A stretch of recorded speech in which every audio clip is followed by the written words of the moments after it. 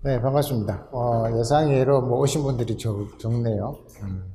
저기 협회 회원이신 분, 협회 회원으로 오신 분, 사이버대 오신 분, 손들 보세요. 안 계세요? 세종대, 협회 그 회원으로 가입하셔서 오신 분들 안 계세요? 그럼 세종대 학생들, 사이버대 학생들. 네, 알겠습니다. 여러분들 다 영어 하시나요? 영어가 아닌 분들 계세요? 중국어? 오늘은 통번역 이론에 대해서 일반적인 개괄적인 특강이니까, 중국어를 하시는 분들도 들어보면 도움이 될 거예요. 중국어로 하지는 않지만, 번역을 어떻게 해야 되는지, 통역을 어떻게 해야 되는지, 그런 관점에서 보시면 될 겁니다. 여러분들이 이제, 통번역이라 그러면 상당히 좀 어렵게 느껴지잖아요. 실제적으로 그렇기도 하고. 통번역을 하기 위해서는 일단은 뭐, listening and speaking이 돼야 되고, 그 다음에 reading and writing이 돼야 되니까. 그런 점에서는 이제 영어가 가야 할 마지막 길이라고 볼 수도 있죠. 영어가 최종적으로 도달해야 되는 목표가 통역과 번역을 할 수 있어야 되는 그런 목표라고 볼 수 있습니다. 그렇지만 이제 실제적으로는 우리가 통번역을 못해서가 아니라 통번역 교육을 안 받아서 그래요. 통번역을 충분히 할 수도 있는데도 불구하고 통번역학이라는 학문 자체를 대학원 과정으로만 개설해서 통번역 대학원에서만 가르치니까 문제인 거예요. 그러니까 대학원을 안 가면 통번역을 접할 길이 전혀 없어요. 그러니까 통번역 대학원에 입학할 수 있는 길이 상당히 좁잖아요. 입학문이. 경쟁률도 심하고. 그런데 이제 특수하게 이제 선별된 분들만 통번역 대학원의 교육을 접할 수 있는 기회가 생기는 거고. 그렇지 않으면 통번역을 배울 수가 없어요. 그래서 이제 제가 이런 문제를 해결하기 위해서 이제 통번역 프로그램을 대중화시키기 위해서 개발했는데 그것이 이제 비즈니스 통번역 과정과 전문 통번역 과정입니다. 저는 오래전부터 1994년부터 통번역 교육을 해왔습니다. 여러 가지 교육기관을 통해서 많이 해왔는데 그 당시에도 일부분적으로 관심은 있지만 전국적인 관심을 그렇게 불러일으키지는 못했어요. 그렇지만 통번역이 워낙 중요한 일이라서 제가 지금 몸을 담고 있는 거고요. 예를 들자면 이제 우리나라 사회 구조상으로 보면 통번역을 안 할 수가 없는 구조가 되어 있죠. 그죠? 그냥 무역을 중심으로 하는, 무역을 가지고 먹고 사는 나라잖아요. 그렇잖아요. 거의 뭐 8, 90%가 무역이라고 보시면 됩니다. 그러니까 무역을 가지고 먹고 살려면 어쨌든 커뮤니케이션이 돼야 될 거 아니에요. 그죠? 커뮤니케이션 과정 자체가 통역을 할 수 있어야만 커뮤니케이션을 할 수 있고 번역을 할 수 있어야만 문서적으로 이메일로 커뮤니케이션을 할 수 있는 거잖아요. 그죠? 결국은 라이팅이 돼야 이메일을 주고받을 수 있는 거니까. 그 다음에 스피킹이 돼야 의사소통을 할 수 있는 거니까. 이 통번역은 안 할 수가 없죠. 근데 일반적으로 이제 이 통번역 교육을 받은 사람이 그렇게 많지 않기 때문에 통번역은 별도의 사업 영역으로 치부를 해서 이제 통번역 전문가들한테 의뢰를 하는 그런 구조로 되어 있어요. 그렇지만 실제적으로는 모든 글로벌 기업에 있는 사람은 통번역을 필수적으로 할 수 있어야만 생산성이 높고 효율성도 도모할 수가 있겠죠. 아무래도 통번역을 할 수 있는 직원과 통번역을 할 수 없는 직원을 가지고 있는 회사 구조상을 비교해 본다면 어떤 게 낫겠습니까? 확실히 통번역을 할 수 있는 직원들 구성된 게 낫겠죠. 적시적시를 하니까 만약에 통번역을 할 수 없는 직원들로 구성된 조직이라면 통번역 일이 생기면 전부 다 외주를 줘야 됩니다. 외주를 주면 그 시간 델리버리를 맞추기 위해서 또 시간이 필요한 거고 그러다면 신속하게 처리를 못 하겠죠. 그러다 보면 업무가 자꾸 지연될 수밖에 없는 거잖아요. 그 다음에 정확성의 문제. 이제 통번역이라는 것은 이제 영어적이다. 영어만 가지고 어떤 커뮤니케이션을 하는 게 아니에요. 영어 플러스 백그라운드 날리지죠. 그죠? 자기가 가지고 있는 지식을 영어로 표현할 뿐이지 영어는 사실은 도구, 수단일 뿐이에요. 껍데기예요, 껍데기. 진짜 알맹이는 뭡니까? 그 직무와 관련된 백그라운드 날리지죠. 배경 지식이 다 줄이라는 거죠.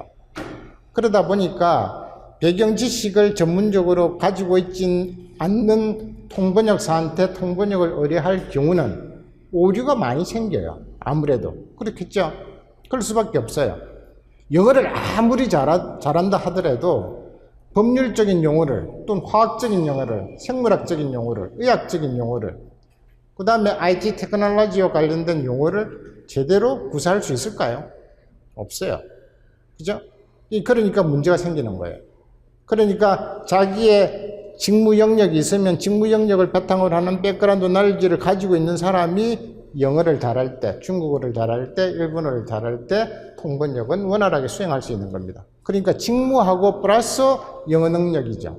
그러니까 영어는 일반적으로 도구일 수밖에 없는 거예요. 그렇기 때문에 통번역을 제대로 할 수 없는 거고, 그러다 보니까 프리랜서 하기 위해서도 여러 가지 장애가 많아요.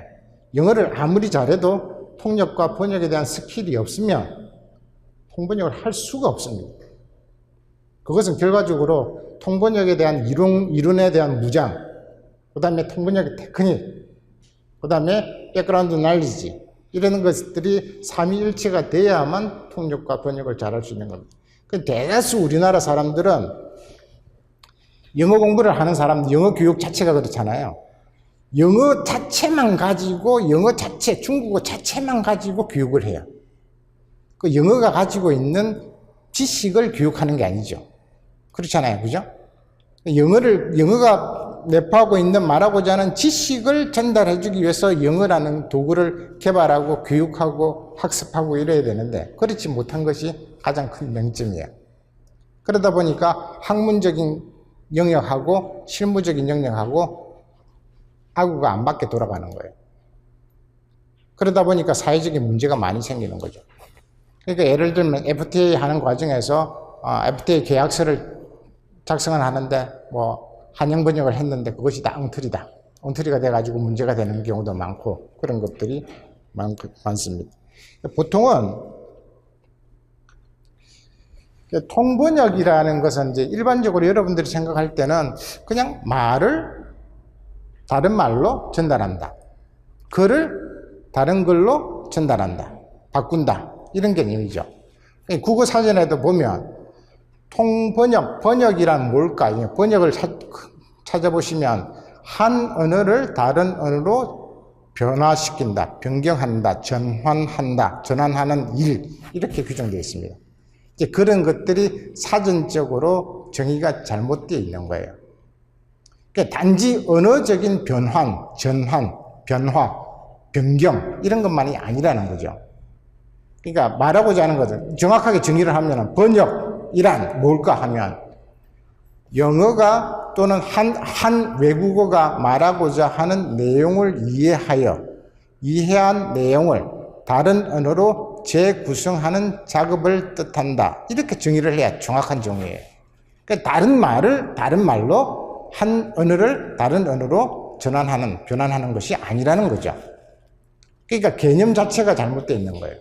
그러니까 일반적으로 우리가 생각하는 통번역이라는 것이 여러분들도 생각하고 계신 게 그런 것들이에요. 영어를 그냥 한국어로 바꾸고 한국어를 영어로 바꾸면 그게 통번역이 아닐까? 이렇게 생각하지만 그게 아니라는 거죠. 그런 개념에서 벗어나셔야만 우선에 통번역을 제대로 할 수 있는 기본적인 자질을 갖췄다고 볼 수 있어요. 이제 그것이 제일 중요한 겁니다. 예를 들면 출발 언어, 소스 랭귀지라고 그래요. 출발 언어라고도 하고 소스 랭귀지라고도 하고 1차 언어라고도 해요. 그것을 도착 언어, 즉 2차 언어, 타겟 랭귀지죠. 2차 언어라고도 하고 타겟 랭귀지라고 하고 도착 언어라고도 해요. 도착 언어로 옮기는 것을 말하는데 그 옮기는 것이 일반적으로 옮기는 것이 아니라 말하고자 하는 메시지를 중심으로 옮기는 것이다. 그렇게 보는 것이 정확하죠. 그러니까 1차 언어를 2차 언어로 옮기려고 그러면 1차 언어를 이해를 해야 될 거 아니에요. 그러니까 영어를 영한 번역을 치면 영어를 이해하기 위해서는 영어를 어떻게 해야 됩니까? 영어의 문법 구조를 알아야 되겠죠. 그죠? 센텐스의 구조를 알아야 되겠죠. 그 다음에 품사를 알아야 되겠죠. 그죠? 그 다음에는 뭐야? 어휘력이 있어서 어휘의 뜻을 알아야 될 거 아니에요. 그래서 문장을 조합을 해서 문장을 풀어내는 독해력이 있어야 될 거고. 그러면 문장을 이해하는 거잖아요. 우선의 1차 언어를 이해하는 과정 자체만 하더라도 복잡해요. 이해를 하려면. 그러니까 단지 센텐스만 알고 있어도 안 되고, 어휘력도 있어야 되고, 문장의 논리를 이해하려면 문장 구성이 어떻게 되어 있는지, 무엇을 말하고자 하는지, 메시지를 정확하게 캐치할 수 있는 모든 것을 동원해서 일단은 이해를 해야 됩니다. 이해를 하면 그걸 2차 언어로 넘기는데 단지 그냥 2차 언어로 구성만 가지고, 문장 구조만 가지고 옮길 수 있을까요? 말하고자 하는 것을 정확하게 표현해야 될 거 아니에요. 그죠? 예를 들면 한국어를 한영 번역을 한다 그러면 우리나라 말로 하늘이 거무접접하다, 바닷물이 시커멓접접하다, 뭐 시푸렇다, 검고도 흐르고도 맑고, 뭐 이런 표현들이 있다면 그것을 어떻게 옮길 건지를 한번 고민을 해봐야 되는 거예요. 그럼 옮기려면 거기에 대응하는 언어가 있을까 없을까 하는 문제예요. 대응하는 언어가 과연 있을까? 그럼 사전을 열심히 찾아봐야 되죠. 그 대응하는 언어가 없어요. 그럼 어떻게 하느냐? 거기에 적합한 언어를 선택하는 거예요. 그게 아니면, 최선이 아니면 차선을 선택해야 되는 거예요. 차선이 아니면 차선을 선택해야 되는 거예요. 그래서 가장 가깝게 전달하는 것이 통번역사의 일이라는 거죠. 그러니까 선택할 수 있는 능력, 어휘를 어떻게 선택하는, 자기가 감각적으로 선택을 해야 돼요. 그렇지 않고서는 정확하게 번역을 할 수가 없죠. 예를 들면 여러분들이 북경이라 그러잖아요. 북경. 그죠? 베이징을 북경이라 그러잖아요. 베이징이라고 번역해야 될 건 맞을까요? 북경이라고 해야 될까요? 예? 베이징이라고 해야 되겠죠. 요즘은 북경이라고 번역하면 엉터리 번역입니다. 왜냐하면, 자, 워싱턴은 워싱턴이라고 하지, 워톤이라고 하지는 않잖아요. 그죠? 뉴욕을 뉴욕이라고 하는 거지. 로스앤젤레스를 로스앤젤레스로 하는 것이 천사의 도시라고 하는 건 아니라는 거죠. 마찬가지죠. 그러니까 북경, 옛날에 우리가 북경이라고 번역을 했지만 북경이라고 번역하면 안 됩니다.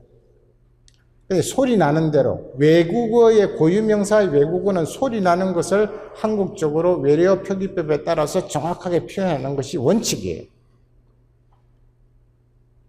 그러다면 예를 들면 헤게모니가 어떻다? 이 헤게모니를 과연 헤게모니라고 번역해야 될 것인가?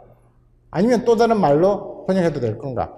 그런 문제는 헤게모니라는 것이 우리가 통상적으로 문장 속에서 사용하고 있다면 그냥 헤게모니라고 하면 됩니다. 그것을 굳이 다른 말로 전환할 필요는 없다는 거예요.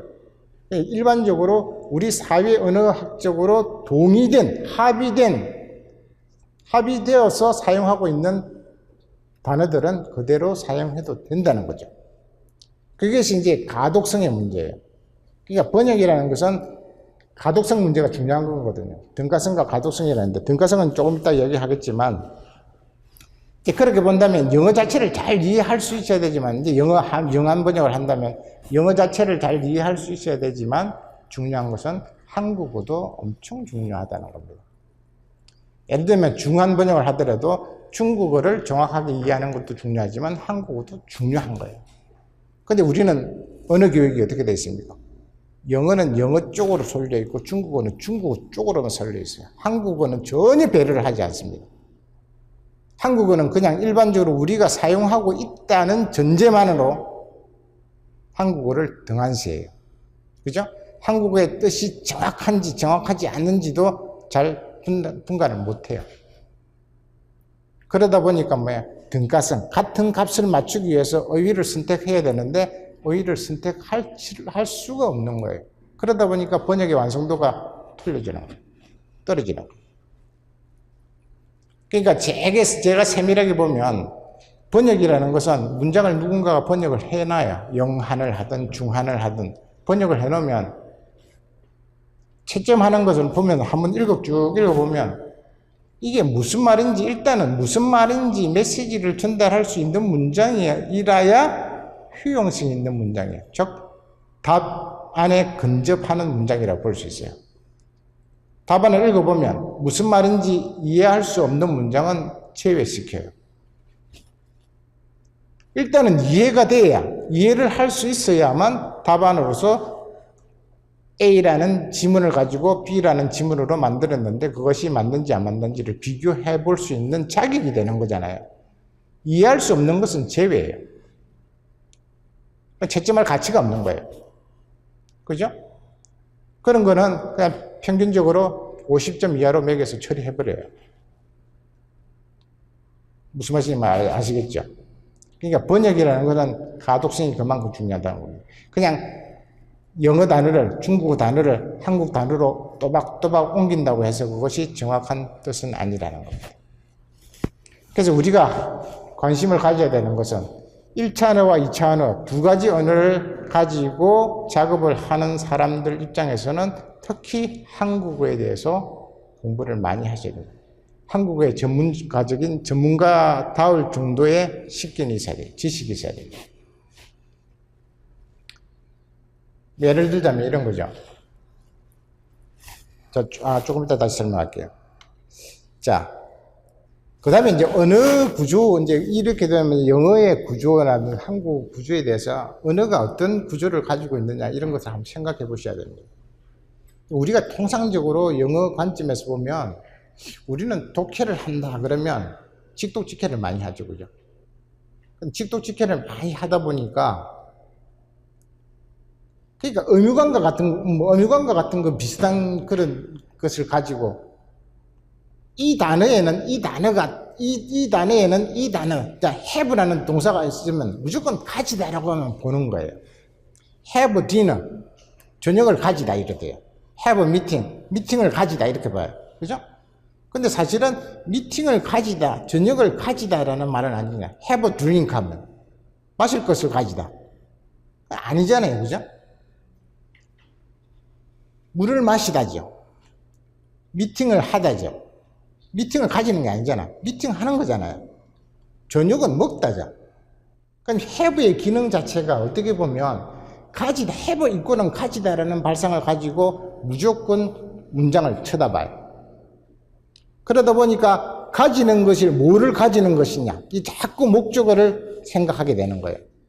그냥 한 뭉텅거리로 통으로 문장의 의미를 되새기는 게 아니라 단어마다의 뜻을 가지고 조합해서 문장을 만들다 보니까 엉뚱한 말이 발생하는 거예요.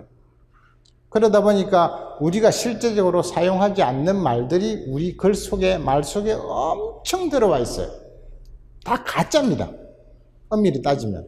그는 가짜인 그 통사구조로 되어 있는 한국어를 많이 쓰다 보니까 우리가 스스로가 커뮤니케이션이 잘 안 돼. 우리 한글은 세계적으로 아주 훌륭한 글이라는 사실을 아시죠?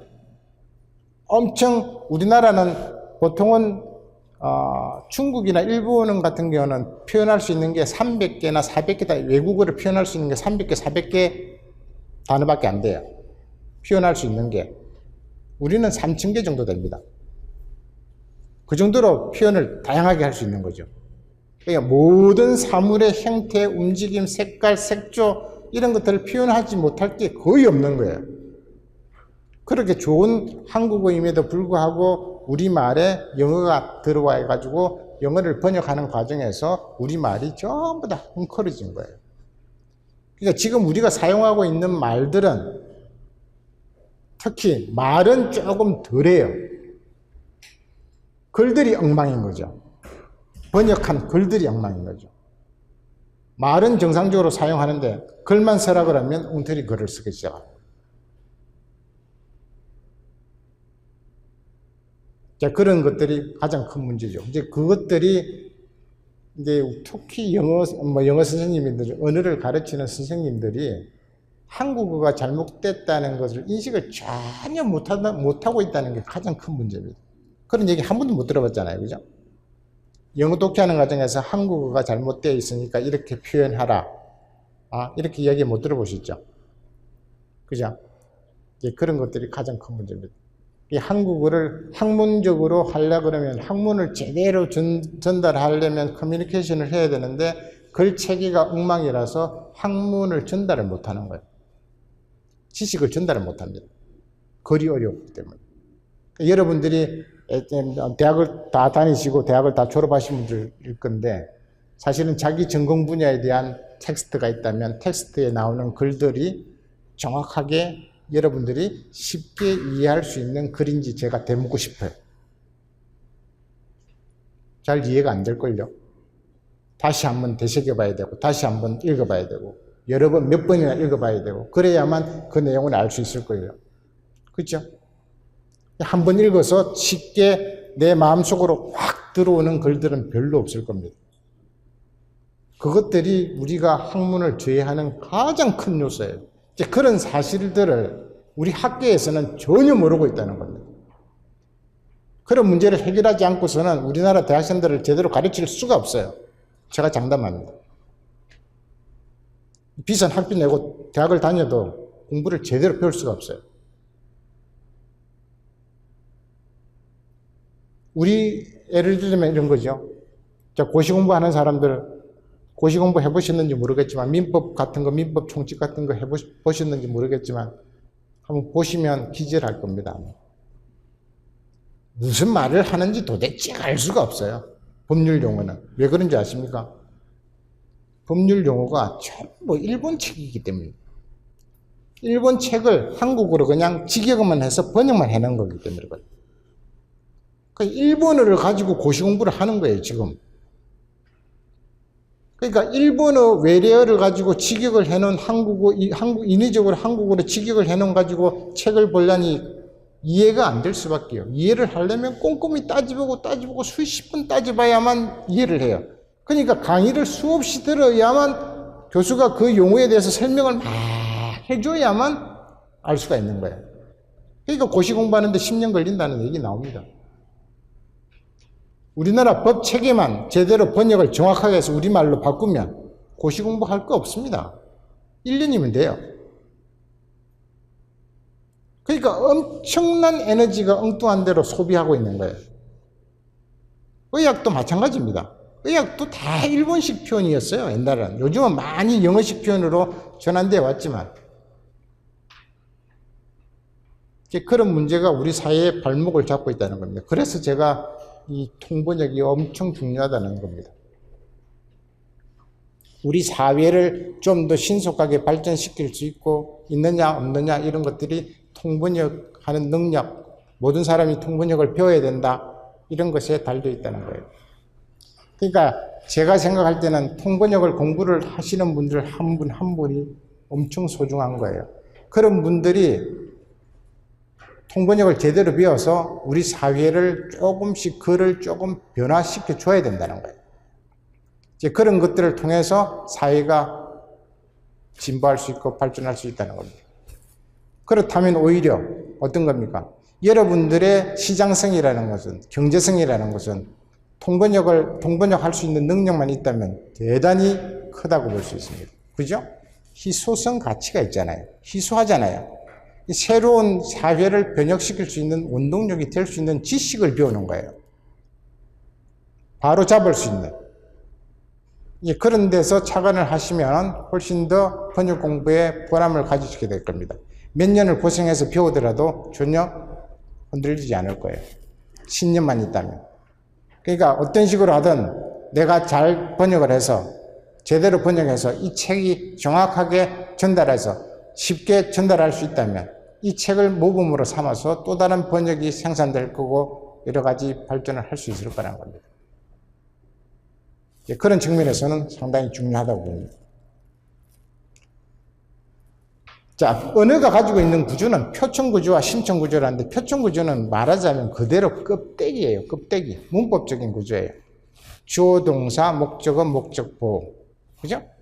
주어, 동사, 보호, 주어, 동사, 목적어, 주어, 동사, 목적어, 목적보, 주어, 동사, 간접 목적어, 직접 목적어. 이렇게 되어 있는 거예요. 이제 그게 껍데기라는 거죠. 그 껍데기는 뭐고, 심층구조는 뭐냐? 심층은 미닝, 의미. 즉, 영어가 문법적인 구조를 가지고 있고, 그것을 말하고자 하는 메시지를 안고 있다면, 껍데기와 알맹이라고 볼 수 있죠. 그러니까 표청, 껍데기와 심층, 알맹이를 언어가 내포하고 있다고 볼 수 있는 거예요. 그러니까 결국은 뭐야? 언어를 잘 이해하려면 껍데기도 껍데기의 구조도 잘 알아야 되지만, 껍데기 구조가 어떻게 됐다는 걸 알아야 잘 벗길 수 있을 거 아니에요. 그죠? 그 다음에 알맹이가 말하고자 하는 메시지가 뭔지를 알아야만 알맹이를 잘 이해할 수 있는 거예요. 그 이해한 것을 다른 언어로 옮기려면 또 다른 언어의 껍데기를 잘 알아야 다시 재구성을 하겠죠. 그죠? 그 다음에 알맹이를 거기다 집어넣어서 정확하게 전달할 수 있는 겁니다. 그러니까 번역을 하려면 표현력과 문장력이 필요한 거예요. 통번역을 완성도를 이제 구분하는 기준 자체는 뭐냐 그러면 이제 등가성입니다. equivalent balance 매칭인데 equivalent balance 매칭이라 그러는데 등가성이라는 건 등가 같은 값을 얘기하느냐, 같은 값이라는 것은 같은 메시지를 전달하느냐, 같은 스토리를 얘기하고 있느냐 이런 겁니다. 예를 들자면 이런 거죠. 정상적인 문장은 어법은 그럴 거예요. 어머니 제가 배가 고프니 밥을 좀 차려 주십시오. 이렇게 할 거예요. 그죠?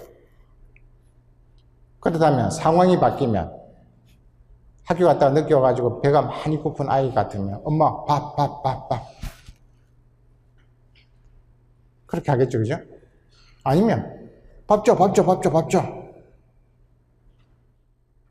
아니면 밥 주세요. 그렇게 하겠죠. 그러니까 정상어법이 있는 반면에 축약된 어법도 많다. 감정에 따라서, 상황에 따라, 그 사람의 상황이 어떠냐에 따라서 표현은 다 다른 거예요. 근데 어떤 것들이 어떤 상황에서 어떤 식으로 표현하는 것이 가장 메시지를 정확하게 그 상황을 가장 디테일하게 표현할 수 있느냐가 따라서 번역 표현법이 다 달라진다는 겁니다. 포멀하게 할 것인지 아니면 약식으로 할 것인지 유머스럽게 할 것인지 그것은 번역가가 판단하기 나름이라는 겁니다. 근데 그것을 무조건 엄마 제가 배가 고프니까 밥 좀 차려주세요 이렇게 표현하지는 않는다는 겁니다. 그것이 이제 통번역의 스킬이라는 거죠. 그러니까 같은 값을 말하면 표현은 다소 달라도 괜찮다 하는 겁니다. 그것이 여지가 그것이 그 판단을 할 수 있는 것은 뭐야? 번역사의 몫입니다. 그것이 이제 번역사가 가지고 있어야 하는 능력이죠. 그 다음에 이제 가독성이라는 건데, 아까 가독성에 대해서 잠깐 레즈빌리티 들었는데, 가독성에 대해서 잠시 얘기했지만, 읽고 무슨 말인지 이야기가 돼요. 스토리를 이해할 수 있는 문장이 돼야 돼요. 읽고 이해가 안 되면, 그건 빵점짜리예요. 어떤 식으로든 읽고 이해할 수 있도록 설명하는 식으로, 해석하는 식으로 잘 문장을 구성을 해야 된다는 겁니다. 그래야만 좋은 문장이 될 수 있는 거예요. 그렇게 그게 아니면 다 엉터리 번역입니다. 그게 중요한 겁니다. 그 다음에 통역과 번역의 차이는 통역이라는 것은 어디까지나 말을 하는 거잖아요. 말을 말로 전달하니까. 그러니까 어떤 말을 지금 하는 말을 전달하기 때문에 화자가 하는 말을 신속하게 전달해야 되기 때문에 메시지만 전달하면 됩니다. 그 사람의 말, 어투, 뉘앙스 이런 것은 조금 생략해도 괜찮습니다. 정확하게 메시지만 정확하게 전달하면 되는 거예요. 그런데 이제 글은 안 그렇죠. 글은 흔적이 남아요. 말은 흔적이 없어요. 글은 흔적이 남으니까 오히려 번역이 더 어려운 거예요. 이 흔적을 남기는 것을 다른 사람이 읽어보고 어떻게 받아들일까? 이런 생각을 해봐야 된다는 거죠. 말이라는 것은 그냥 커뮤니케이션만 하면 되는 거잖아요. 그러니까 말은 오히려 순발력만 있으면 되는 것이지 표현은 조금 수월해요. 번역은 안 그래요. 번역은 기록으로 남는 물건이기 때문에 기록적으로 해야 되기 때문에 더 어려운 거예요.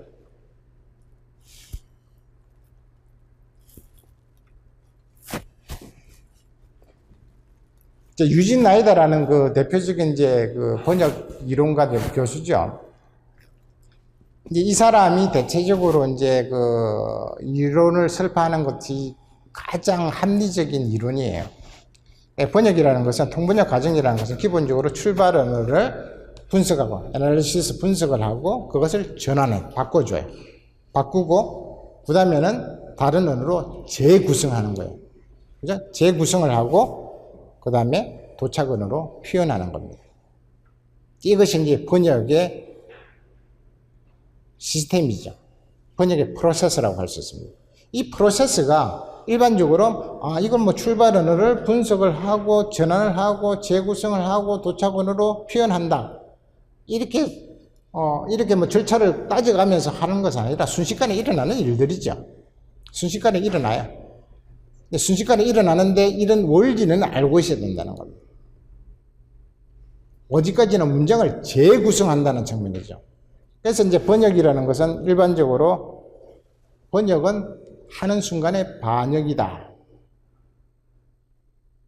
번역은 어쨌든 원작자가 본래 글을 쓴 사람이 한 내용을 내가 번역을 하면 1차적으로 그거는 오류예요. 오류를 범할 수밖에 없는 거예요. 어떤 식으로든지 원문을 훼손하니까요.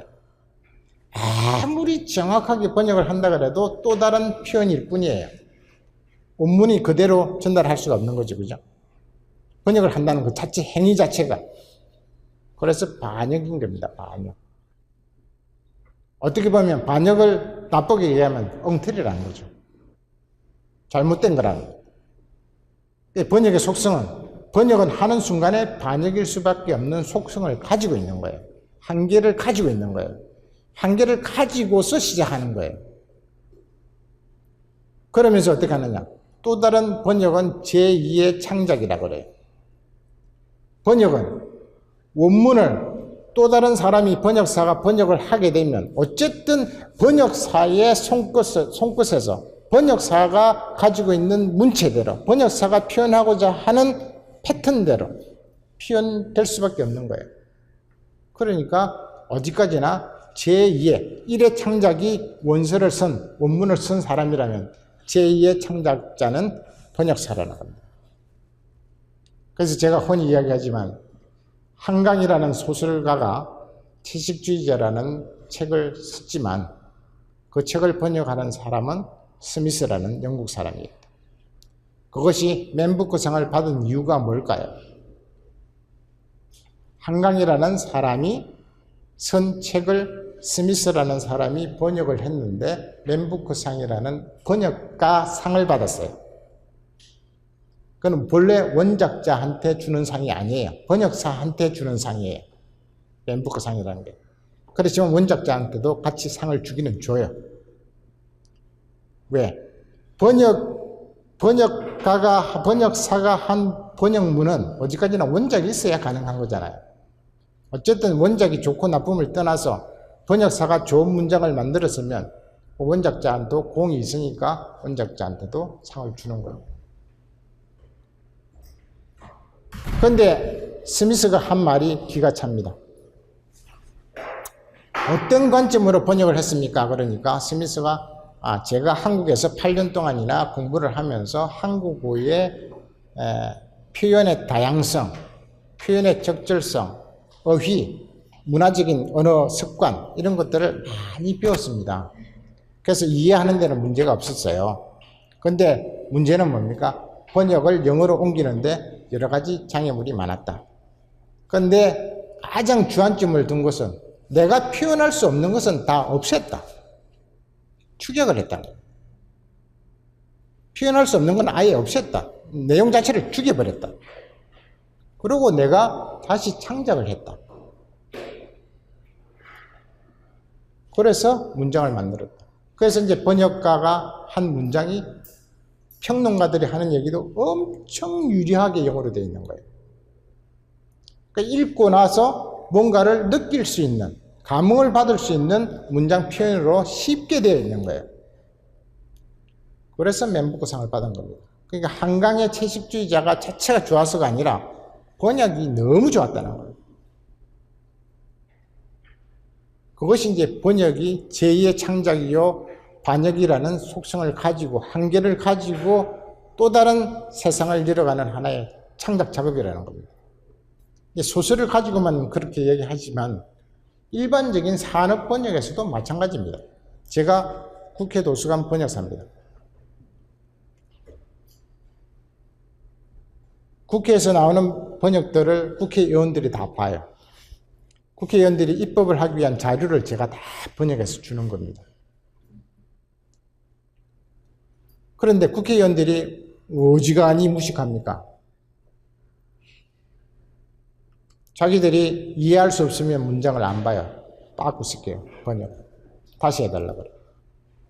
그래 처음에 몇 번을 그렇게 당하고 나니까 어쨌든 번역을 쉽게 해줘야 되겠다는 생각을 했어요. 그러니까 문장을 설명을 하듯이 해석을 하듯이 막 풀어서 번역을 해주는 거예요. 내가 저자인 것처럼 표현을 막 하는 것처럼 해서 아주 쉽게 설명을 했더니 아주 좋아하는 거예요. 그래서 이게 먹히는구나.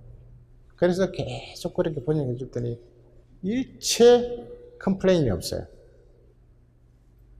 그래서 이제 하나 터득한 거죠. 번역이라는 것은 쉽게 해줘야 되는구나. 일단은 읽어보고 무슨 내용인지 알아야 되는구나. 이 통상적으로 우리가 생각하는 것은 뭡니까?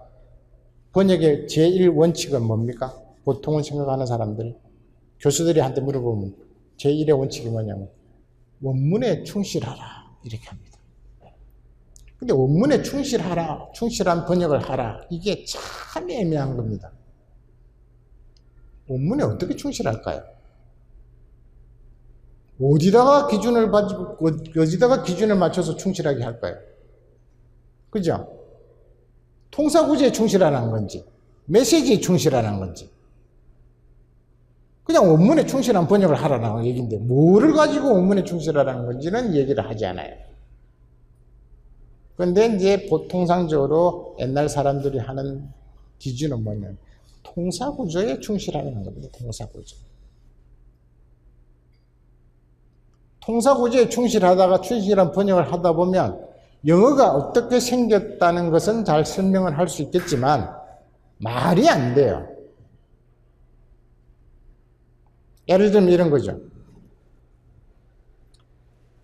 나는 남한강에 아름다움이 있어서 그곳을 방문했다. 이런 식의 글이 나오는 겁니다. 아름다움이 있어서. 아름다움이 있다 없다는 아름다움이라는 추상명사가 존재한다는 거죠. 그리고 여행을 했다, 찾아가 봤다, 놀러 갔다를 방문했다라고 얘기합니다. 비지트니까. 나는 남한강의 경치가 정말 아름다워서 한번 놀러 간 적이 있다. 이렇게 쉽게 풀어설 수 있는 것을 그런 식으로 표현하게 된다는 겁니다. 그러니까 글이 완전히 왜곡되는 거예요. 글이 점점 어렵게 되는 거예요. 제가 초창기에 제 예담을 하나 들려드리면 제가 처음에 경제학을 했는데요. 경제학을 하다 보니까 옛날에 조순 교수라고 있습니다. 경제학 석학이죠. 무슨 얘기를 하냐면 경제를 하는 사람들은 말이야. 경제가 뭐냐? 사람이 먹고 사는 문제를 해결해 줘야 되는 학자들이냐? 먹고 사는 문제를 이해하려면 철학을 좀 배워야 된다. 철학에 대한 배경 지식이 없이는 경제학을 제대로 할 수가 없다. 그래, 철학책을 많이 읽어라. 그래서 이제 저는 철학책을 많이 읽었어요. 근데 읽어도 아무것도 모르겠는 거예요. 해답이 안 나와요. 독일, 헤겔, 프로이드, 에리 프롬 같은 거 많이 읽었죠. 아무리 읽어도 이해가 할 수 없는 거예요.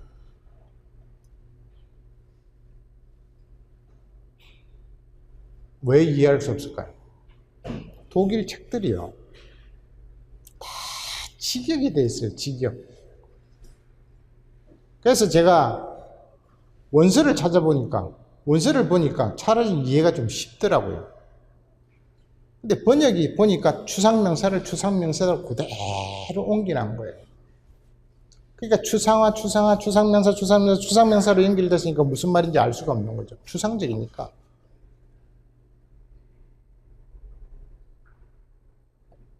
그래서 제가 번역 공부를 해봤습니다. 그래서 제가 외대 통번역대학원 도서관에 가가지고 번역 논문집을 쭉 한번 훑어봤어요. 이 논문집을 보니까 번역은 그렇게 하라고 안 돼 있어요. 추상명사를 동사, 형용사로 품사를 전환해서 번역을 하라. 왜? 추상명사는 본래 품사가 동사, 형용사였다. 아름답다에서 아름다움이 된 것이고, 가다에서 감이 된 거예요. 보다에서 봄이 된 거예요. 동사와 형용사에서 추상명사화 됐으니까 그 단어의 기본적인 뜻은 동사와 형용사다는 거죠. 그래서 동사와 형용사 관점으로 아름답다, 누가, 뭐가, 어떻게 이렇게 추적을 하니까 문장이 쉽게 풀리는 거예요. 감이라는 추상명사가 있으면 가다라고 보는 거죠. 가다, 누가, 언제, 어디로 이렇게 추적을 하니까 문장이 풀려요. 쉽게 이해할 수 있는 거예요. 그래서 제가 터득한 거죠. 번역을 이렇게 해야 되는구나. 그래서 촘스키의 변형생성 문법을 봤어요. 그러니까 문법을 변형시켜서 봐야 되는 거예요. 즉 품사를 전환해서 발상하는 법을 배워야 되겠구나. 품사의 전환적 번역법을 거기서 터득한 거예요. 그래서 제가 이 책을 보시다시피 이런 책을 주었습니다.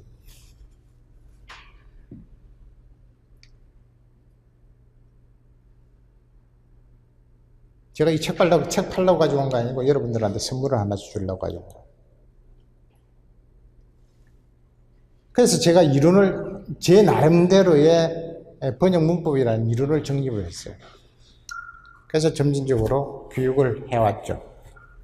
그러니까 가르쳐보면 제가 가르치는 방식이 옳다는 것이 증명이 됐어요.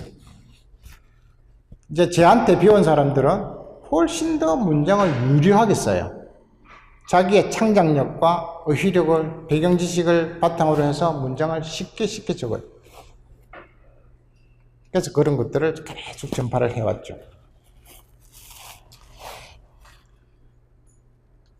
그러니까 번역이라는 것은 안 배우면 어렵지만 배우고 나면 쉬워요.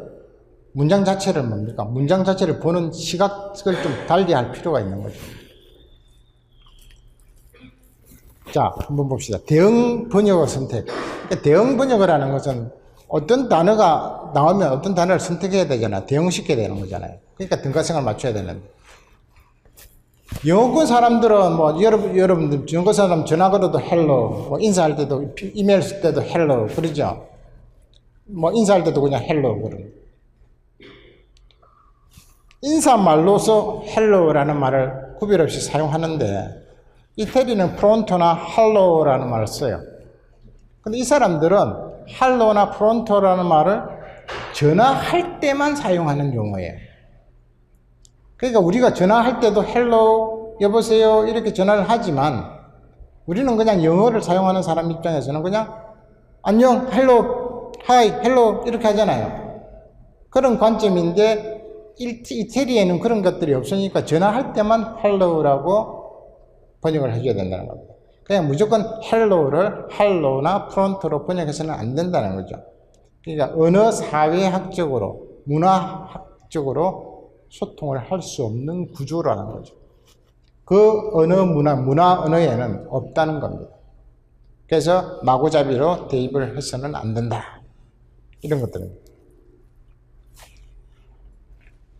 자, 문맥을 고려한 번역인데 The spirit of the dead child rose from the grave 이라고 되어 있습니다. 죽은 아이의 dead child의 스피릿이 rose 떠올랐다. from the grave 무덤에서 떠올랐다. from을 으로부터로 하는데 으로부터 이런 것도 다 이중조사라서 일본식 표현입니다. 에서 이렇게 봅니다. 무덤에서 떠올랐다. 근데 과연 스피릿을 여기서는 어떻게 할 것인가? 그죠? 죽은 아이니까 죽은 아이의 스피릿이 정신일까? 아니죠. 영혼 좀 되겠죠, 영혼. 고스트. 그죠? 근데 본래 스피릿은 정신이라는 뜻도 있고, 엔젤이라는 뜻도 있고, 알코올이라는 뜻도 있어요. 그죠? 그러니까 이런 문맥적인 상황을 봐야 된다는 겁니다. 문맥적인 상황을 봐서 스피릿을 고스트로 할 것인지 알코올로 할 것인지 엔지얼로 할 것인지를 분간해서 표현을 해야 된다는 거예요. 무조건 정신이라고 번역해서는 절대 안 된다는 겁니다. 이거는 어디까지나 학교에서 배우는 단어 대 워드 축의 번역일 뿐이에요. 해석 관점이라는 거죠. 그러니까 정확한 어법을 구사할 수가 없다는 겁니다. 언어적인 이해만으로는 1차 언어의 어구를 2차 언어로 번역할 수 없다는 사실을 인정해야 된다. 이것이 이제 아까 말했던 유진 나이다의 번역에 대한 이론적인 설명입니다.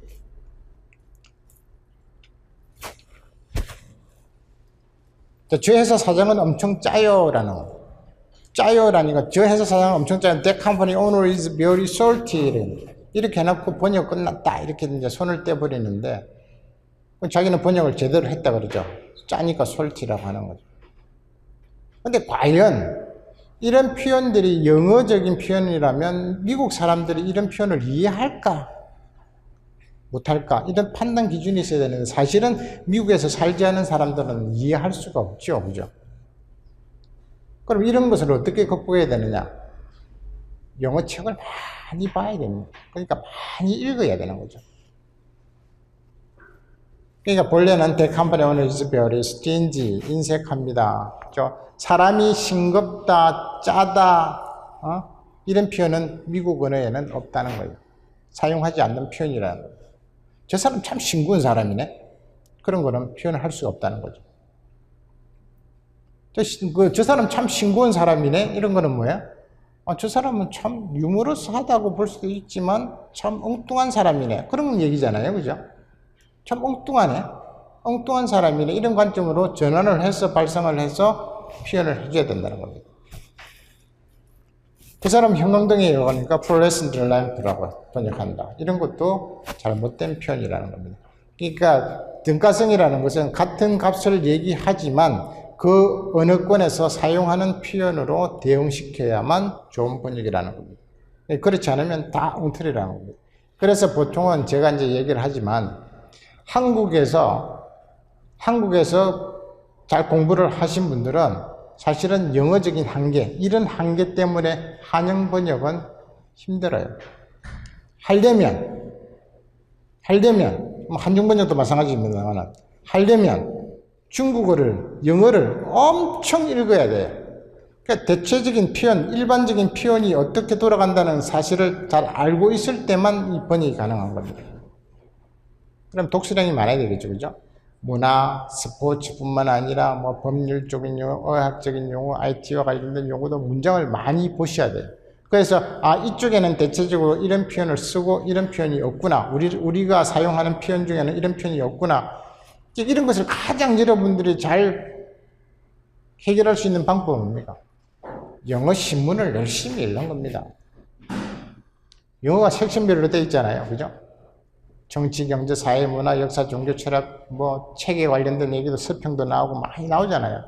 그런 것을 많이 읽다 보면 대체적으로 문화적인, 언어적인 감각을 갖출 수가 있다는 거죠. 그렇게 하면 해결이 됩니다. 그렇지 않고는 그냥 일반적으로 그냥 단순한 지식 가지고 번역을 하려면 절대 안 됩니다. 100% 오역이에요. 통역의 유형에는 보통 순차 통역이죠. 순차 통역이라 하면 보통은 이제 수행 통역이라고 하면 이제 수행하면서 통역을 해주는 거죠. 이제 말하는 화자가 한 2, 3분 정도 이야기하면 30초를 얘기할 수도 있고 3분을 얘기할 수도 있겠죠. 그래서 이야기하면 그것을 통역을 해주는 겁니다. 한마디 하면 통역하고 한마디 하면 통역하고 이런 것들이 순차 통역이에요. 그 다음에 동시 통역은 뭡니까? 이제 회의에서 연설자가 막 하면 CNN 뉴스 기자가 막 이야기하면 옆에서 이어폰 끼고 그냥 계속 같이 이야기, 같은 속도로 같이 이야기, 한 템포만 느리게 해서 같은 속도로 같은 얘기를 계속 해주는 겁니다. 그것이 동시 통역이에요. 근데 문장 구역은 뭐냐? 말을 듣고 하는 게 아니라 글을 읽고 통역을 해주는 겁니다. 글을 읽으면서 통역을 해주는 거예요. 글을 보면서 통역을 해주는 겁니다.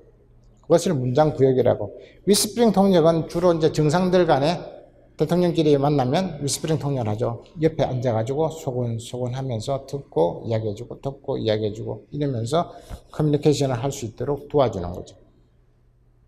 릴레이 통역은 예를 들면 중국어와 영어와 한국어를 통역하는 거죠. 영어를 중국어로도 통역해주고 중국어로 통역한 걸 또 한국어로 통역해주고 이렇게 3자 언어, 다국어를 동시에 통역할 때는 릴레이 통역을 합니다. 이제 그런 경우에는 가장 좋은 거는 두 가지 언어를 하는 통역사가 있으면 좋지만 만약에 두 가지 언어를 하는 통역사가 없을 경우에는 영어를 하는 통역사, 중국어를 하는 통역사 두 사람이 붙어가지고 릴레이로 통역을 해가면서 커뮤니케이션을 하도록 해주는 거예요. 화상 통역은 일반적으로 그냥 순차 통역하고 거의 비슷하죠. 화상을 보면서 말 한마디 하면 통역을 해주고 또 말 한마디 하면 통역을 해주고 그렇게 하는 겁니다. 그러니까 통역의 가장 중요한 것은 순발력입니다. 순발력. 메시지를 체크하고 메시지를 빨리빨리 얘기해 줘야지 거기서 한 템포 늦으면 못하는 거죠. 그러니까 이제 언어적으로 말을 많이 할 수 있는 역량을 갖출 필요가 있어요. 그냥 아주 짓거리는 걸 좋아하는 사람들이 통역을 잘하죠. 근데 말을 잘하는 사람들은, 짓거리는 걸 좋아하는 사람들은 오히려 글을 못 씁니다. 성질이 급해가지고. 통역만 하는 사람들은 글을 잘 못 써요. 번역을 잘 못합니다. 통역을 잘하면서도 번역을 잘하는 사람은 극히 드물어요. 왜냐하면 말로서 하는 언어 패턴 전달하고 글로서 하는 언어 패턴이 다르기 때문에 그런 겁니다. 계속 글로서 하려고 그러면 말글이 많이 나와가지고 글이 가벼워져요. 글글은 글글대로의 맛이 있는 건데 말글이 자꾸 나와요. 말을 하는 것을 글로 그대로 옮겨 적는다는 거죠. 근데 글글은 다른 거죠. 문장글이라는 것은 또 다른 패턴이 있는 거죠. 그렇기 때문에 보통은 통역을 잘하는 사람과 번역을 잘하는 사람은 별개를 합니다. 물론 두 개를 잘하는 사람도 있기는 있죠. 이제 번역의 완성도라는 건데 이제 저희 이 통번역 시험에서도 이제 이런 것들을 중요시하겠는데, 뭐 오역은 빵점짜리 번역입니다. 빵점짜리. 악역은 한 2, 30점대. 졸역은 4, 50점대. 직역은 6, 70점대. 그 다음에 정역은 80점대. 이제 정역부터가 이제 합격선이에요. 정역이 이제 80점 이상이라 그러면 어떤 기준으로 보냐면, 이 사람은 전문적인 어휘 구사력은 조금 떨어지지만 전체적인 맥락에서 보면 메시지를 전달하는 데는 하자가 없다. 문제가 없다. 이렇게 보는 겁니다. 그 기준을 가지고 채점을 해요. 이 사람은 전문적인 지식이나 어휘 구사력은 다소 미흡하지만 전체적인 메시지를 전달하는 데는 지장이 없는 능력을 갖추고 있다. 요것이 80점이에요. 요게 딱 2급 수준이에요. 2급 수준. 이제 그 정도는 돼야 상업적인 글로서의 가치가 있는 거예요. 그 이하는 가치가 없습니다. 상업적으로 쓸 수가 없는 거예요. 이제 번역이라는 것은 내가 혼자서 보고 이해한 글이 아니라 누군가한테 보여주고 그 지식을 전달하기 위한 수단으로서 활용하는 문장이기 때문에 절대적으로 상업적이어야 합니다. 상업적인 글쓰기예요. 이제 돈을 받고 글을 써주는 거잖아요. 그러니까 상업성이 있으려면 가독성이 필히 담보가 돼야 되라고. 그렇지 않고서는 답이 없습니다. 그 다음에 달력은 뭐냐? 90점대. 이루 말할 수 없이 전문성도 있고 어휘력도 좋고 어휘 선택력도 좋고 배경지식을 충분히 전달하면서 좋은 번역이 거의 퍼펙트한 번역이다. 명역은 더 좋은 번역이죠. 이 세상에 하나밖에 없는 번역이다. 이거는 더 이상은 좋게 만들 수 없는 번역이다. 이렇게 명역이에요. 그럼 100점짜리고 100점짜리, 99점짜리죠. 그렇게 평가를 합니다. 그러니까 어쨌든 여러분들은 직역은 아무리 정확하게 하더라도 6, 70점 밖에 안 되는 겁니다. 그러니까 직역에서 벗어나서 직역 플러스 어역을 가미해서 번역을 메시지를 전달할 수 있는 수준까지는 만드실 줄 알아야 상업적인 글쓰기가 되고 그때부터는 먹고 살 준비가 되어 있다. 이렇게 볼 수 있습니다. 그렇지 않으면 번역을 하려고 하지 마라. 안 됩니다. 절대적으로. 그러면 퇴출됩니다. 퇴출돼. 번역을 한번 제출했지만 퇴출돼요. 계속 캔슬됩니다.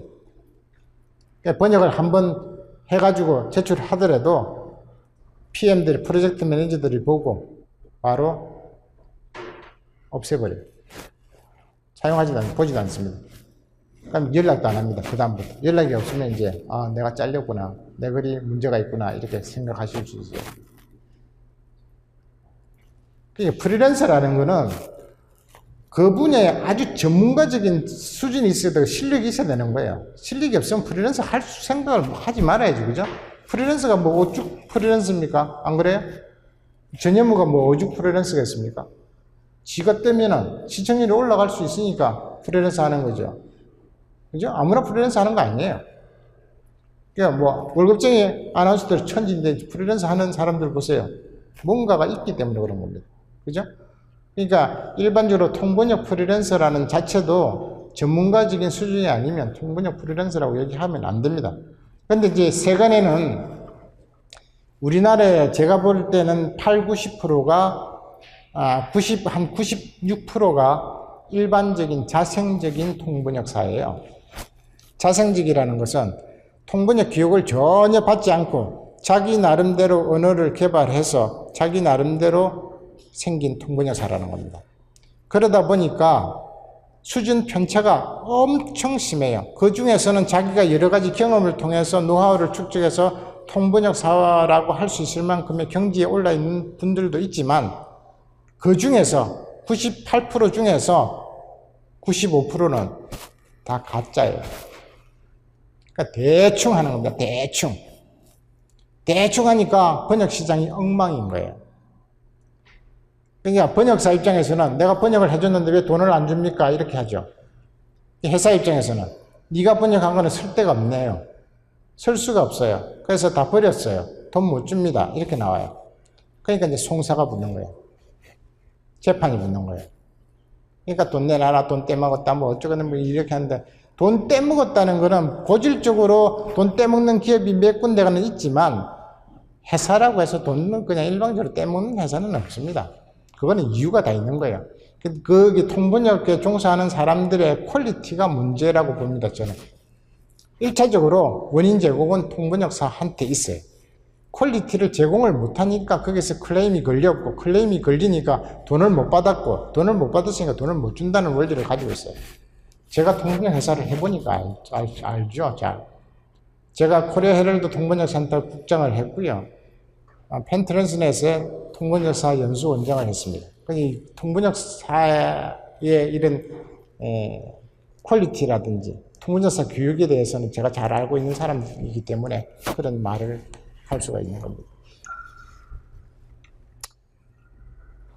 자, 그 다음에 이제 구체적으로 들어가면 이제 통역을 할 때는 일반적으로 이거는 여러분들이 하나 꼭 알아두셔야 될 게 통역을 할 때는 좀 전향식으로 통역을 하라는 겁니다. 전향식으로.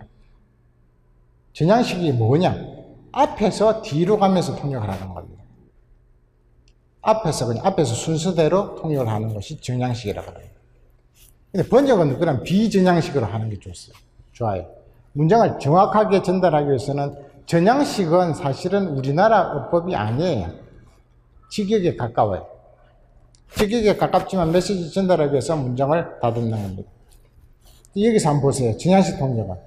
We should fully recognize that just as our national climate and histories are different, so are our social mores and ways of looking things different. 자, 그러면 우리는 충분히 인지해야 됩니다. 우리나라의 기후와 역사가 다른 것처럼 또한 우리 사회의 관습과 사물을 바라보는 방식도 다르다는 것을 알아야 됩니다. 인식해야 됩니다. 이렇게 돼 있잖아요. 그죠? 직역을 하면. 이런 것은 직역해도 괜찮죠. 문장이 무슨 말인지 이해가 되잖아요. 자, 직역해도 괜찮으면 직역하셔도 돼요. 직역해서 의미 전달이 안 되니까 의미를 바꿔서 번역을 해야 되는 거죠. 근데 여기서 이제 우리가 충분히 알고 있어야 하는 것은, 할 것은 이렇게 시작합니다. 진양식은. 앞에서 문장을 끌어나가서 앞에서 의미 단위를 끊어서 앞 문장을 먼저 설정을 하고 들어간다는 거죠. 앞에서 뒤로 번역을 한다는 겁니다.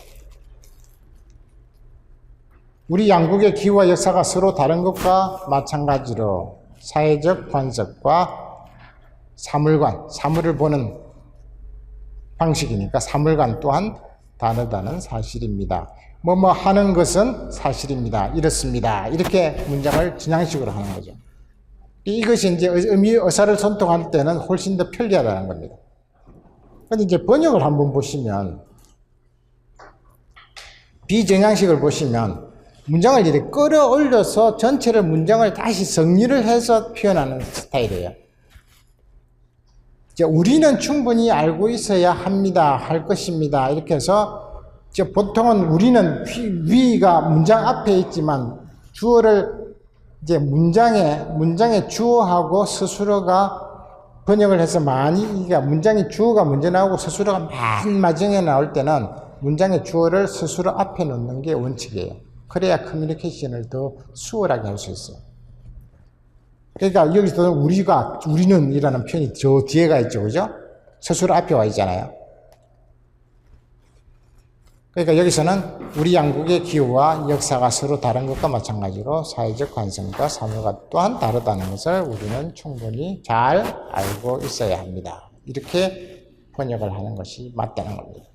이런 것이 이제 자수하지만 번역의 패턴이다. 통역의 패턴이다. 이렇게 보시면 돼요. 그러니까 말하는 것은 조금 앞에서 끊어서 이야기해서 그냥 단순하게 전달하지만 글은 조금 더 정리해서 전달하는 방식을 채택하고 있다는 겁니다. 이것도 마찬가지입니다. I asked Korea. 나는 한국에 요청을 했어요. To join with, 합류하라고. The United States, 미국이. And rejecting those protectionist policies. 즉, 보호무역주의자죠. protectionist, 보호무역주의자의 압력을 거절하는 것을. To ensure that 이하를 확실하게 하기 위해서. The growth you have enjoyed. 여러분들이 즐기고 있는 성장이 not enough, 불충분하지 않도록 하기 위해서. By a maze of restrictive practice. maze라는 것은 여기는 뭐 복잡한 미로 이런 게 아니라 복잡한이라는 뜻이죠. 미루라는 뜻이 아니라 많은 복잡한 이런 뜻입니다.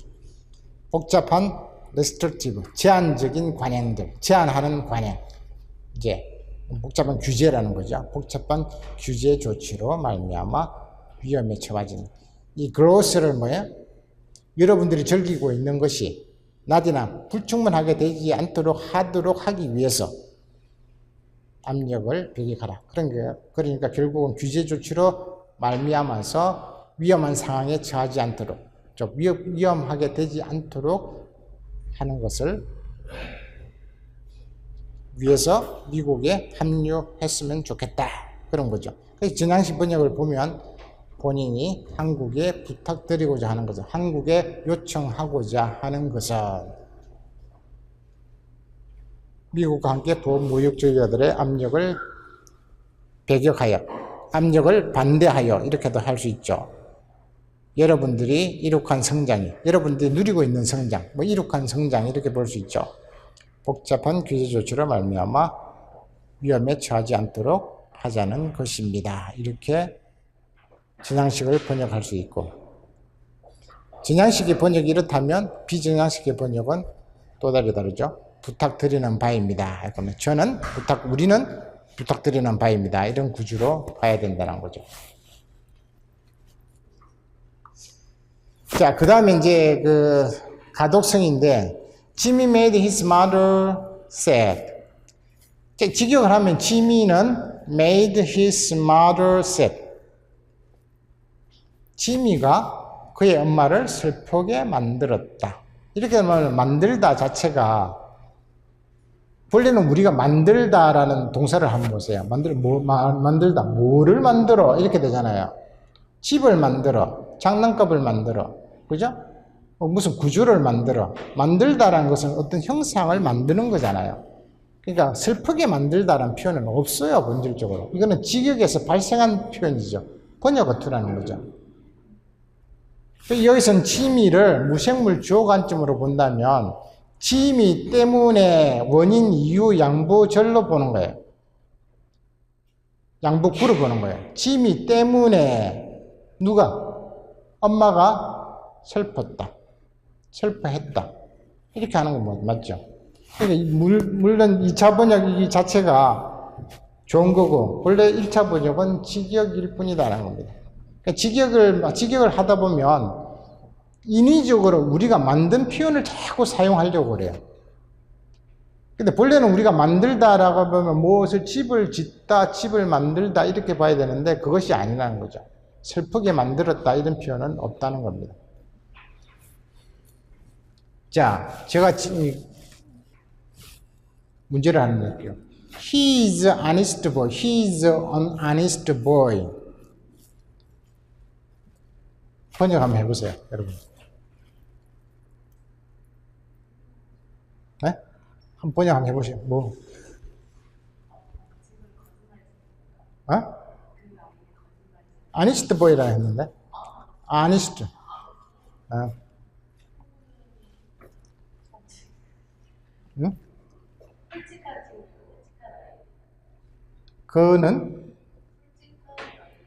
그는 솔직한 아이다. 또 번역을 하라 그러지 직역하라는 건 아닌데요.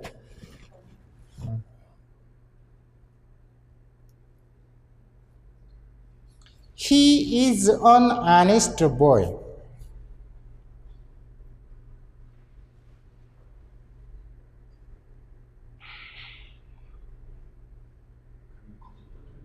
네? 그는 거짓말을 못한다. 또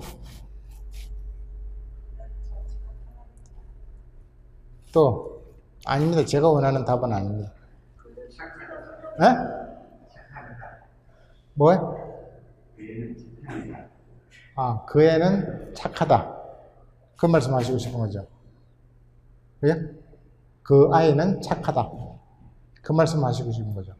네, 맞습니다. 그게 번역입니다. 여기서 he라는 것은 뭐야? 인칭대명사잖아요. 인칭대명사니까 값이 없어요. 책 한 권 드릴게요. 보십시오.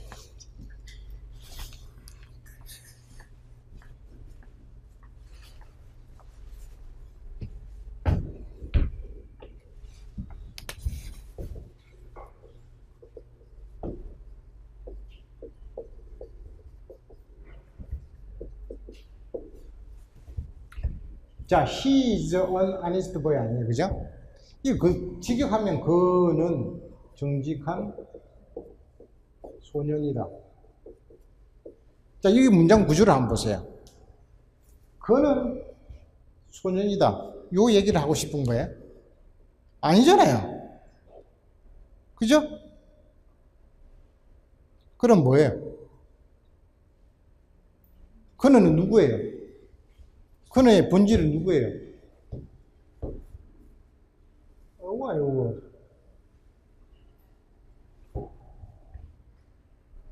그죠?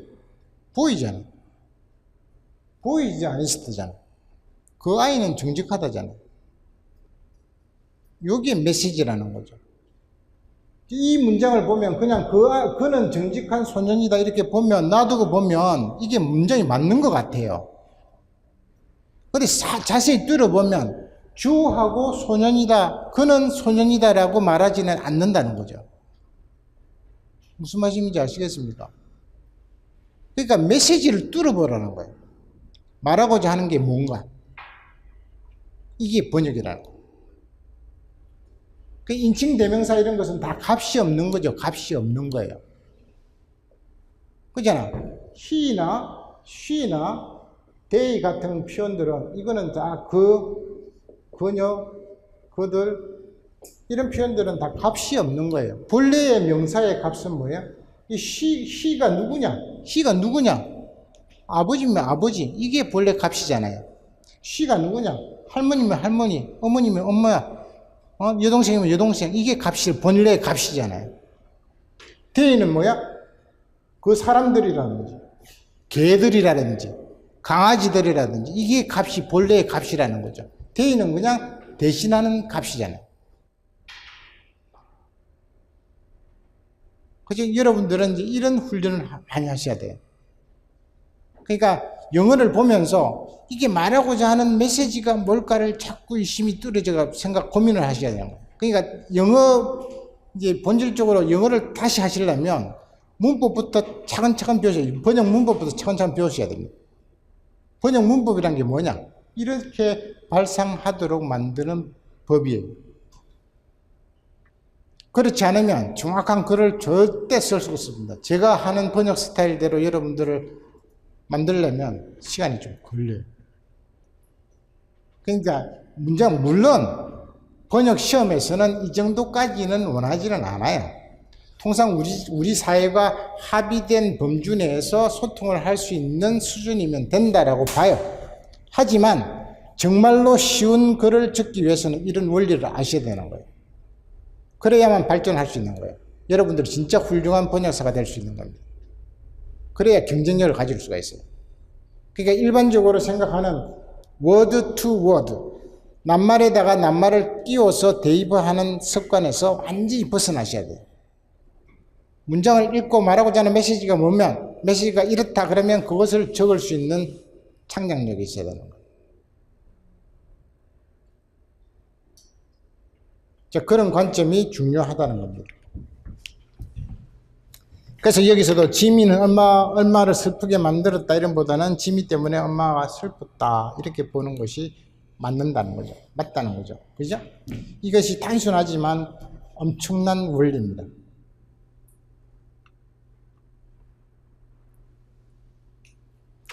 창의력과 의력을 발휘해야 된다 이런 것도 있는데,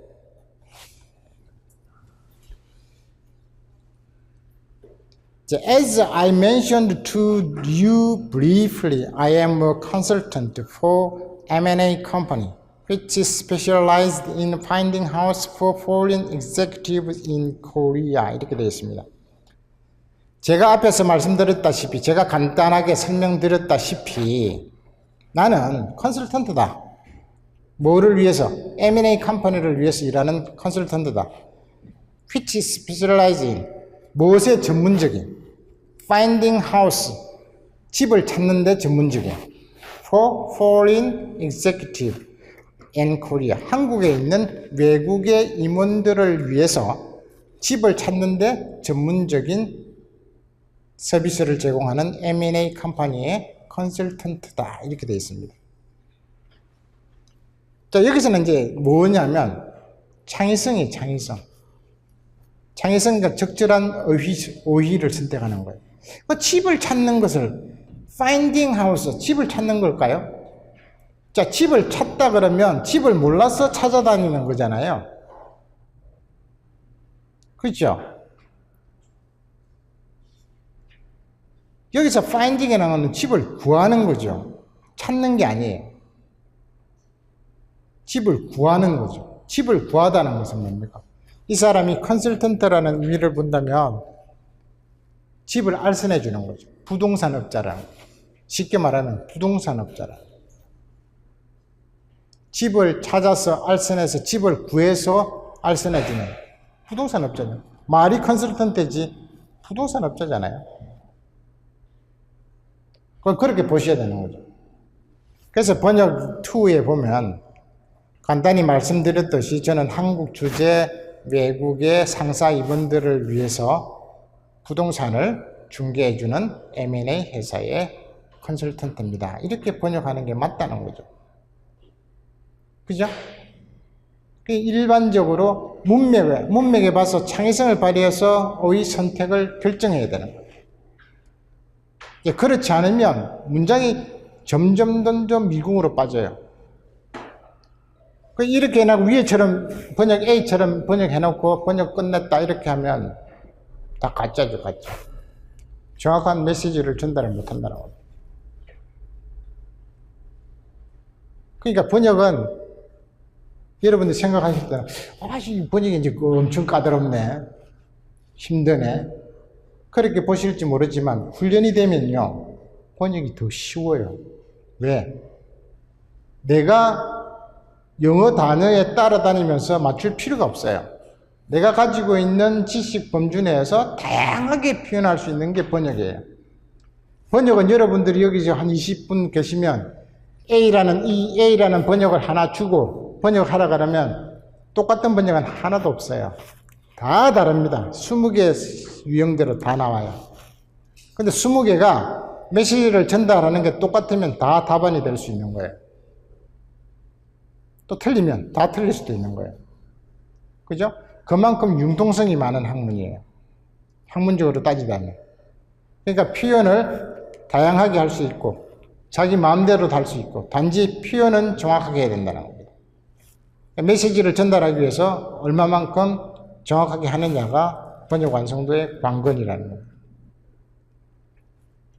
진짜 번역 공부를 하시다 보면 정말 재밌어요. 자, 이것도 한번 봅시다. Students and educators are upset about cuts in university fundings and steep tuition hikes. Many students say they have to take a second job to afford school. 학생들과 교육자들은 upset 됐어요. 뭐뭐에 관해서. upset, 화가 났어요. cuts and university funding, 대학의 예산, 펀딩, 예산을 절감하는 것, 줄인 것. 그리고 steep tuition hike, steep hike라는 건 뭐 갑자기 올리는 거죠. tuition fee를, 학비를 등록금을 갑자기 인상한 것에 대해서 화가 났습니다. Many students, 많은 학생들은 say, 말합니다. They have to, must죠. have to take a second job. 두 번째 일자리를 가져야만 한다고. to afford school. 학교를 여유있게 다니려면. 그죠? afford school이라는 것은 학교를 여유있게 다니려면, 학교에 제대로 다니려면 그런 말이겠죠. 그러니까 여기서 이 위에 번역 A를 보면 실망했습니다. 근데 이제 second job, 두 번째 일자리, 두 번째 직업을 가져야만 한다고 말합니다. 번역 B를 한번 보세요. 학생들과 교육관계자들은 대학 재정 삭감 및 갑작스런 등록금 인상 때문에 매우 불편한 심기를 드러내고 있습니다. 대다수 학생들은 학교를 다니기 위해 사이드 잡, 부업을 해야 할 지경이라고 토로합니다. 이렇게 자기의 감정을 이 문장 속에다가 이렇게 이모션을 이렇게 인입을 하는 거죠. 감정을 넣어서 이모션을 넣어가지고 이 상황을 디테일하게 만들어줍니다. 이 사람의 관점, 이 사람들의 입장에서. 그게 이런 창작성, 창의성 이런 것들이 필요하다는 거죠. 그냥 무조건 업셋됐다고 화를 냈습니다 하는 게 아니라 심기에 불편함을 드러냈다. 매우 신경질적으로 반응을 했다. 이렇게 표현해도 되겠죠.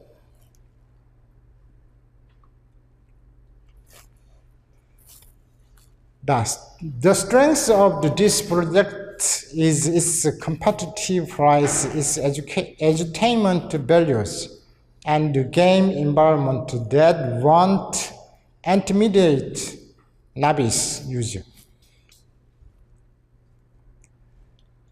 이 프로젝트의 강점은 경쟁적인 가격과 경쟁력 있는 가격과 에듀테인먼트적인 가치 그리고 게임 환경입니다. 어떤 게임 환경? That won't intimidate novice user. novice user라는 것은 초심자, 그죠? 초보 사용자들을 intimidate, 겁주지 않을 것 같은 게임 환경입니다. 이렇게 되어 있습니다. 이 edutainment 이런 것들은 이제 번역하기가 힘들죠. edutainment적인 가치. 에듀테인먼트라는 것은 교육적인 목적을 달성하기 위한 가치도 있지만 오락적인 가치도 있다. 이렇게 보는 거죠. 교육 및 오락적인 가치 이렇게 보시면 됩니다. 그러니까 여기서 보는 오락성을 겸비한 교육적인 가치 그렇게 보고 있죠. 그러니까 번역비도 보면 이 프로젝트의 강점은 경쟁력이 있는 가격과 오락성을 겸비한 교육적인 가치. 오락성도 있지만 교육적인 가치도 있는, 교육적인 의미도 있는 이렇게 번역이 되겠죠. 오락적이기도 하지만 교육적인 가치가 있는. 그리고 초보 사용자들을 겁주는 게 아니라 주눅들지 않게, 다른 말로 하면 초보 사용자들이 쉽게 사용할 수 있는 게임 환경입니다. 이렇게 번역하면 더 좋겠죠, 그죠?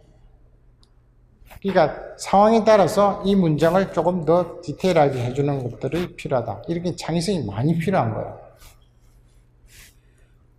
이런 것처럼 번역이라는 것은 융통성이 많아요.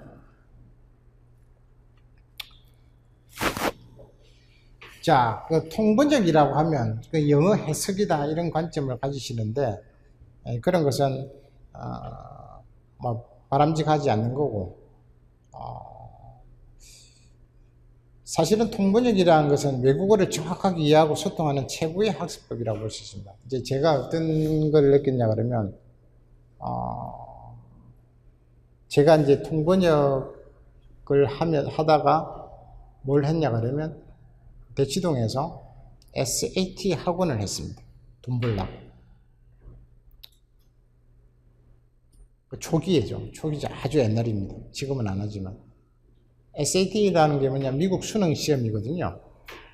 미국 수능 시험을 이제 열심히 가르쳐서, 이제 그때는 대원 외부에 있는 국제반을 제가 가르쳤어요. SAT 학원을 하면서 가르쳤는데, 그래서 하버드, 예일, 스탠퍼드 다 보냈어요. 왜 보냈냐? 강의를 쉽게 해요. 그러니까 예를 들면 리딩이나 라이팅 같은 걸 가르칠 때 쉽게 가르쳐요. 선머리를 해가지고 요약을 해가지고 문장을 번역을 해서 요약을 해서 설명을 해주면 애들이 쉽게 이해를 하는 거죠. 그냥 문장을 쉽게 하는 건 리딩 지문이라는 것은 리딩 자체 지문만 쉽게 번역을 해서 설명을 해주면 문제 찍는 거는 시간 문제예요. 그죠? 그러니까 지문을 해석하는 관점을 번역 관점으로 다 해줬어요. 그러니까 애들이 쉽게 아주 좋아해요. 힘들 게 하나도 없거든, 자기들이. 그래서 돈을 많이 벌었어요, 지금. 그랬는데, 이제, 그때 당시 이제 교육, 고액과에, 지금 고액을 했거든요. 보통은 한 학생당 300만원씩 받았어요. 석 달에 1000만원씩 받았어요. 그때 당시만 해도 엄청난 큰 돈이죠. 그래서 그렇게 받았다 보니까 교육청에 맨날 걸리고 잡혀가고 형무소 가고 이렇게 경찰서 가고 맨날 했어요. 그래서 나중에는 학원을 빌려가지고 우리 학원을 폐쇄하고 다른 학원 빌려가지고 도망다니면서 하고도 많이 했어요. 근데 도저히 못하겠는 거예요, 이제. 너무 감독이 심해가지고. 그래가지고 에라이 중국으로 튀자. 그래서 중국의 북경대학교, 베이징대학교, 부설 고등학교를 제가 임대를 했어요. 임대를 해서 거기다 국제학교를 차렸어요. 국제학교에서 뭐 가르치냐? 또 SAT 가르치게 같아요. 근데 한국에 있는 학생들을 베이징으로 데려가서 거기서 SAT하고 토플을 가르쳐서 미국으로 바로 유학을 보내자는 계획이었어요. 초반에는 좀 됐어요. 근데 나중에는 이제 기숙사를 제가 그때 당시에 돈 한 40억을 들여서 기숙사를 새로 지어가지고 리모델링을 다 해놨는데 거기서 펑크가 생기는 거예요. 기숙사하고 이제 계약 관계가 잘못돼가지고 사기를 누가 쳤어요. 그래가지고 쫄딱 망해가지고 다 털어먹고 왔어요. 왜 그런 얘기를 하냐면, 그러니까 이제 사업적으로는 뭐 제 생각이 맞은지는 안 맞는지는 모르겠지만 사업적인 거는 차치하고라도 교육적인 관점에서는 통번역 교육이 바람직한 교육이면 틀림이 없어요. 그것이 이제 여러분들도 만약에 앞으로 교육에 종사하신다면 통번역을 제대로 배우셔야 됩니다. 앞으로 영어를 잘하시고 중국어를 잘하시는 분들이잖아요, 여러분들은. 여러분들이 후세를 위해서 교육 사업에 종사하시려면 진짜 통번역을 제대로 하셔야 됩니다. 앞으로 교육은 제가 장담을 할 건데 통번역 쪽으로 다 솔집니다. 통번역 쪽으로 갈 수밖에 없어요. 왜? 결국은 스피킹과 라이팅이거든요. 그죠? 스피킹을 잘하려면 소스를 주고 그 소스를 통역을 해야 되는 거잖아요. 그냥 무작정 토론하는 디베이트나 일방적인 스피킹이 아니에요. 자기 생각을 스피킹하는 게 아니라 소스를 주고 그 소스를 스피킹하도록 만드는 훈련을 하는 거죠. 그것이 결국 통역이라는 겁니다.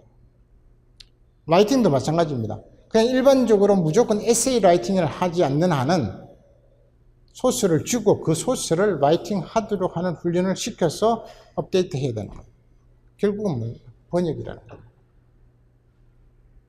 우리나라 영어 교육에 보면 지금은 토익이라는 큰 성벽이 있지만 토익 지금 무너지고 있습니다. 서서히 죽어가고 있죠. 기업체에서도 안 씁니다. 요즘 기업체에서는 뭡니까? 다 이제 스피킹 같은 거는 오픽이라든지 토익 스피킹 같은 걸 사용하고 나머지는 라이팅 같은 거는 잘 사용하지 않지만 다 실용적인 시험을 직접 테스트를 해요.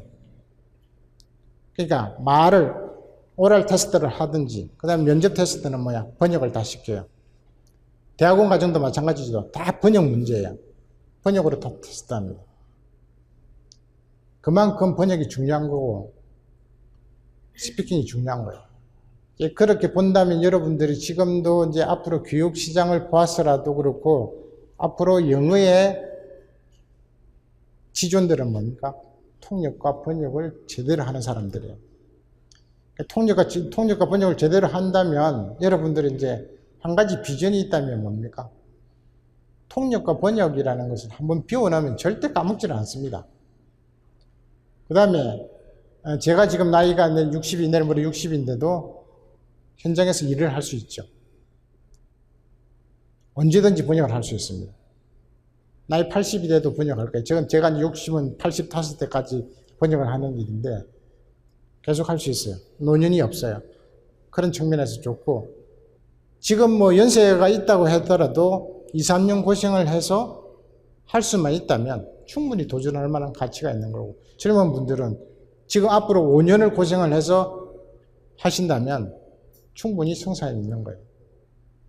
왜냐하면 자, 지금 5년이 중요한 게 앞으로 5년이 중요한 게 아니라 앞으로 남은 인생의 100세까지의 40년, 50년이 더 중요하기 때문에 그런 거예요. 그죠? 여러분들의 삶의 목적이 예를 들면 제가 볼 때는 언어를 잘하는 사람은 절대 굶어 죽지 않습니다. 왜 그러냐면 미국의 직업 100세에도 보면 기업체에 종사하든 정부기관에 종사하든 어떤 사람이든지 가장 능력 있는 사람들은 바이링구얼들이에요. 두 가지 언어를 하는 사람들이에요. 바이링구얼들은 뭐냐? 결국은 통번역사예요. 통번역을 할 수 있는 능력이 있는 사람은 절대 굶어 죽지 않고 기업이든 정부기관이든 고속성장을 하는 대표적인 인물들이에요. 직업 100세에 다 나와 있습니다. 결국은 뭐냐? 언어가 이 사회를 지배하는 바벨탑 얘기도 아시겠지만 신께서 바벨탑에서 뭡니까? 올라가서 막 언어를 서로 하겠다고 하니까 언어를 다 없애가지고 단일화 시켰다 이런 얘기도 있지만 언어를 잘하면 무궁무진합니다. 세상을 열어갈 수 있는 힘은. 여러분들이 이왕지사 언어를 잘하시려면 통번역에 끊임없이 도전하셔야 된다는 거죠. 그러니까 지금 제가 말씀드리는 것이 그냥 뭐 단순한 얘기일지도 모르지만 제가 사실은 권장드리고 싶어요. 저도 사실은